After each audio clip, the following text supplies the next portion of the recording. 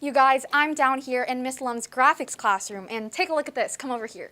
I want to introduce you to the one and only Dwayne the Sloth Johnson, Clyde the Teddy Bear, Pablo the Penguin, and Loaf. Now, these are the graphics program's comfort animals, and they've become such a huge part of the graphics program's culture. Students can pick them up before the start of every class, whether they're having a bad day, or they're feeling a little stressed, or they just want a little bit of company. And they've become quite a competition trying to get a hold of them. Now, they're so loved, some students even made them birth certificates, just like how they do at Build-A-Bear Workshop. And they even make a grand appearance on the program's t-shirts. For WCTV 19, I'm Alexa DePascio.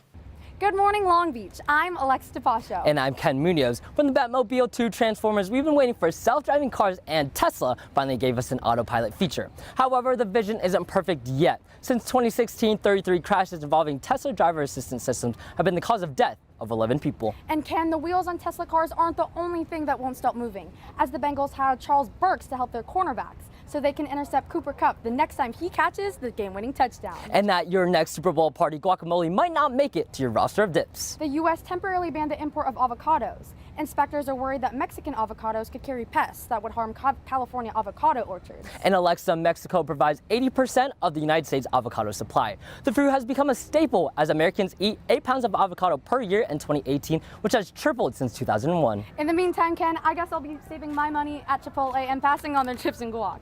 For STN, I'm Alexa DePascio. And I'm Ken Munoz. Thanks, Matthew. That's it. Someone sign me up for that challenge right now. Those people are living my absolute dream. It turns out the bottle holds up to 4 large drinks, and the sad part is, if I finish it, I think I'd still crave for boba the next day. I'll have a winter melon milk tea, please, in whatever size they're having. The National Guard had several new jobs last week in Wisconsin. They volunteered in a hospital to help with COVID testing and vaccinating patients. 80 Guard members teamed up to become certified nursing assistants at Madison College. They are compressing a 70-hour course into 10 days.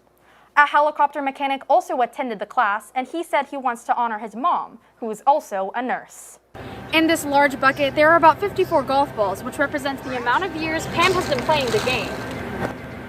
But among those years, and being a female athlete in the 1970s, a simple swing off the tee may have costed her a few strokes on her scorecard.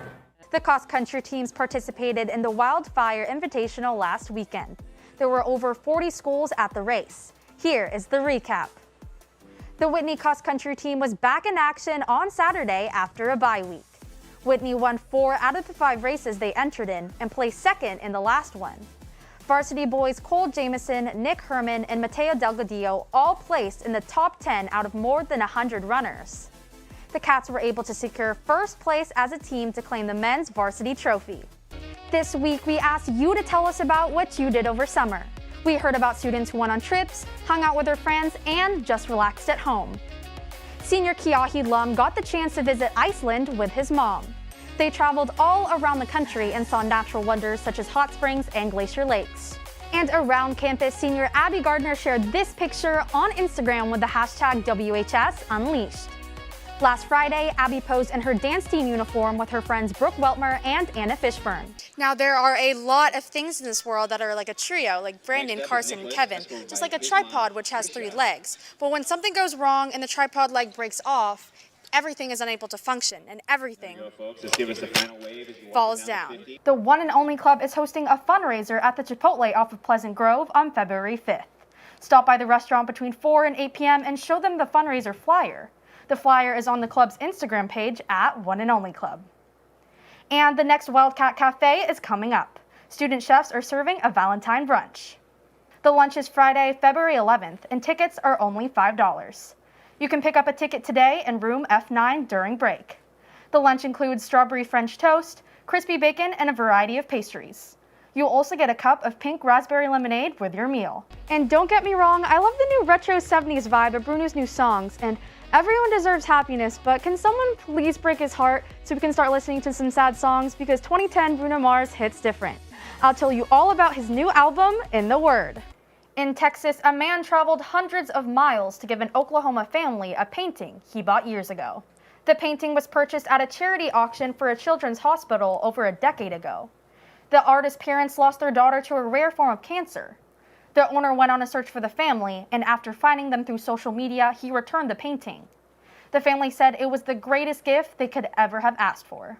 The Career Center is hosting several college representatives next week. Sierra College Rep Alistair Turner will be in the Career Center today from 11:15 to 1:15 p.m. He will answer questions and help you with your application. And a speaker from Azusa Pacific University will present tomorrow at 1:30. You must register to attend the college presentations on the Whitney homepage under the Career Center tab. Thanks, guys. Now beside me, you can see that some students left some kind messages to show their appreciation to the people who clean up our campus. And as you can see, one of the custodians even decided to write back and was very touched by the gift that was left for them. Now, everyone wants to attend a clean school, so don't forget to pick up your trash and throw it away, even though it may not be yours. And even though everyone wants to stay on the trends, always treat the classrooms and bathrooms with respect. For WCTV 19, I'm Alexis DePascio. And as if that wasn't romantic enough, get a load of this. Apparently the couple is even drinking each other's blood, and MGK has a necklace full of Megan's hemoglobin that he wears around his neck every day. Now, I'm no relationship expert, but Megan, blink twice if you're not okay.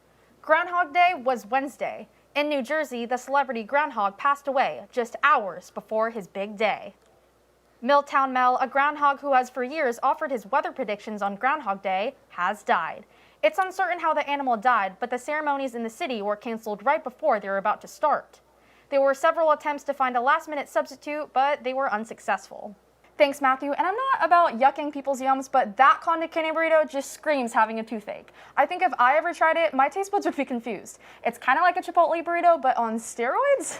Me too, Sam. And my favorite part about having friends who work is getting to visit them at their jobs and exploiting them for free food.